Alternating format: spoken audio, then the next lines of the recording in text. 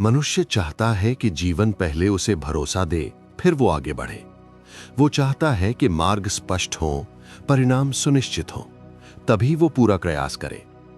कृष्ण कहते हैं कि जीवन इस प्रकार नहीं चलता।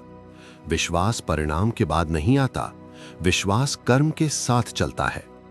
जो मन पहले भरोसा मांगता है, वो अक्सर आगे बढ़ने से रुक जाता है। कृष्ण कहते हैं कि कर्म बिना विश्वास के बोझ बन जाता है। जब मन स्वयं पर संदेह करता है, तब सबसे सरल कार्य भी भारी लगने लगता है। पर जब मन विश्वास के साथ कर्म करता है, तब वही कर्म साधना बन जाता है। विश्वास मन को स्थिर करता है और स्थिर मन से ही सही निर्णय जन्म लेते हैं। कृष्ण ये भी समझाते हैं कि विश्वास का अर्थ ये नहीं है कि भय समाप्त हो जाता है। विश्वास का अर्थ है भय के होते हुए भी कर्म करना।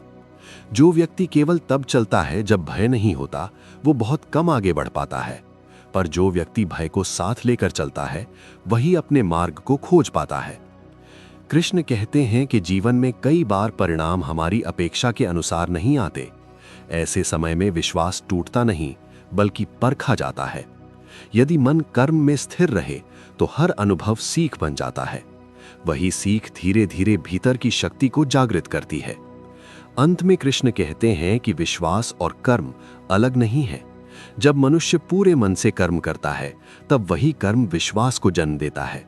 और जब विश्वास गहरा होता है, तब जीवन संघर्ष नहीं रहता, वो एक यात्रा बन जाता है, जहां हर कदम मनुष्य को स्वयं से जोड़ता है।